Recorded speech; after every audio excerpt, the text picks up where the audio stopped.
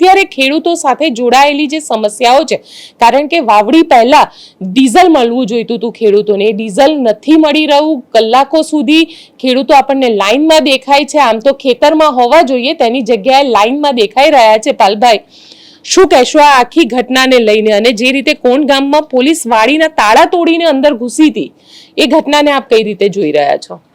અત્યારે ખેડૂતોની જે પરિસ્થિતિ છે, એક બાજુ 7 વર્ષથી અતિવૃષ્ટિ અને કમોસમી વરસાદ, બીજી બાજુ જમીન માપણી અને કાપણી, બરાબર છે, ત્રીજી બાજુ આ વીજ કંપનીઓ જે રીતે દાદાગીરી કરે છે એ, અને એની સામે એનાથી વધારે સરકારની જો હુકમી, એક બાજુ ડીઝલ હોવા છતાં ન આપવું, કારણ કે એટલા માટે હોવા છતાં કહું છું કે બધા જ મંત્રીઓ સંત્રીઓને એમ કહે છે કે ડીઝલ છે તો પછી ખેડૂતો લાઈનમાં હું કામ ઊભા છે, એટલે હોવા છતાં ન આપવું, અને બીજી બાજુ 10, 12, 15 રૂપિયા પ્રતિ લીટર ડીઝલનો ભાવ વધારો, ત્રીજી બાજુ ખાતરની જે વાત છે તો 700 થી 800 રૂપિયા ખાતરની અંદર જે ભાવ વધારો થયો એ, બરાબર છે, અને એની સામે ખેડૂતને જરૂર હોય ત્યારે ખાતર નથી મળતું. આ બધા જ મુદ્દાઓને લઈ અને ગુજરાત કિસાન સંઘર્ષ સમિતિ અને ગુજરાત કિસાન કોંગ્રેસની ટીમ, તમને યાદ હોય તો જ્યારે મોરબીમાં ટંકારાથી અમે ટ્રેક્ટર યાત્રા કરી ત્યારે અમે કહ્યું હતું કે જો સરકાર સાનમાં નહીં સમજે તો આવનારા દિવસોમાં આ જ ટ્રેક્ટર યાત્રા છે એ ગાંધીનગર સુધી પહોંચશે. અને મને લાગે છે કે પેલા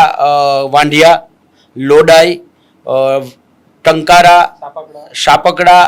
કોંઢગામ, આ બધા જ જે ગામો છે, આવી જ રીતે દ્વારકાની ઘટના હોય, ગઈકાલે જ રાજકોટમાં તમે જોયું હશે ઓલા રોડના પ્રશ્ને, કે એની જમીન સંપાદનના પ્રશ્ને ખેડૂત પોતાના હાથમાં આગ લઈને ઊભો છે અને પેટ્રોલ છાંટે છે, બરાબર છે. તો આ બધા જ જે રીતે ગુજરાતના ખેડૂતોની પરિસ્થિતિ છે અને સરકાર પોતાના મનની અંદર છે એ વાસ્તવિકતા, એનું સ્લોગન હવે ધીરે ધીરે એની પ્રવૃત્તિમાં સામે આવે છે કે ખેડૂત હટાવો, કંપની બચાવો. સરકારનું આ સ્લોગન છે, બરાબર છે, ખેડૂત હટાવો, કંપની બચાવો. સ્લોગન ઉપર ખેડૂતો ટ્રેક્ટરના વ્હીલ લઈ અને વ્હીલ ફેરવવા માટે ગાંધીનગર આવે છે. આવતી 15 જૂન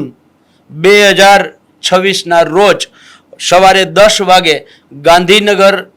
જવા માટે જે અમદાવાદની બાજુમાં શાંતિપુરા ચોકડી છે ત્યાં સવારે 10 વાગે ગુજરાતના ખેડૂતો, એ વાપી વલસાડથી હોય, દ્વારકાથી હોય, પોરબંદરથી હોય, સોમનાથ, અમરેલી, વાવથરાદ, અરવલ્લી, દાહોદ, ચારે બાજુથી ગુજરાતના ખેડૂતો પોતપોતાની રીતે ટ્રેક્ટર લઈને પધારે, એવું નિર્ભય થઈને પધારે, એવું હું નિર્ભય ન્યૂઝના માધ્યમથી ગુજરાતના ખેડૂતોને આહવાન કરું છું, હાકલ કરું છું.